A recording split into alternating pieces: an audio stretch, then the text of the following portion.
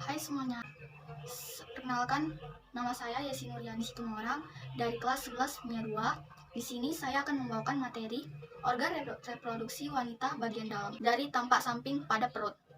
Di sini bisa lihat reproduksi wanita terdapat pada gambar yang di lingkaran tersebut. Organ reproduksi wanita bagian dalam terdiri atas 4 bagian. Yang pertama yaitu vagina, yang kedua uterus atau rahim, yang ketiga ovidu atau tuba falopi, dan yang keempat ovarium. Oke, kita masuk ke bagian organ yang pertama yaitu vagina. Vagina merupakan saluran akhir reproduksi wanita yang bermuara di vulva. Vagina menghasilkan banyak lendir.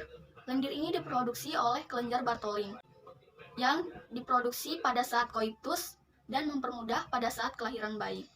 Jadi, vagina berfungsi sebagai tempat keluarnya rahim baik pada saat haid maupun melahirkan. Selain itu, vagina juga berperan penting sebagai alat kopulasi untuk menerima penis.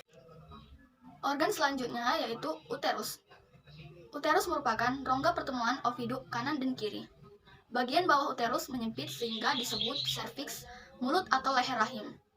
Bagian luar uterus terdapat endometrium yang banyak mengandung pembuluh darah. Dinding ini akan menebal saat terjadi kehamilan. Fungsi dari uterus sebagai tempat pertumbuhan atau perkembangan embrio. Selanjutnya yaitu organ ovidu atau tuba falopi. Ovidu atau tuba falopi adalah sepasang saluran kiri dan kanan yang ujungnya membentuk corong yang disebut infundibulum. Di infundibulum terdapat fimbre atau rumbai-rumbai yang berfungsi untuk menangkap ovum.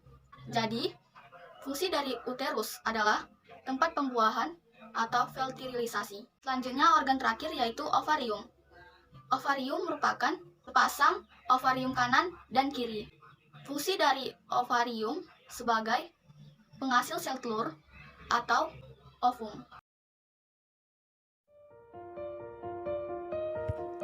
Sel telur keluar dari ovarium ditangkap oleh infundibulum ke dalam tuba falopi dan menunggu sperma datang di ampula tuba.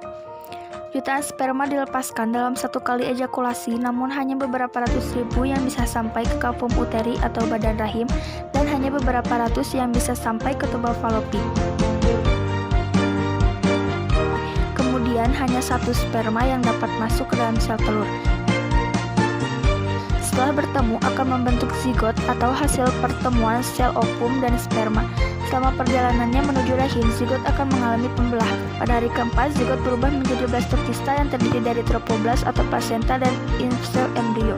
Kemudian akan menempel pada dinding rahim, dan di sini zigot berkembang menjadi janin atau embrio. Bring it down, make it clap. I got 3 old thoughts,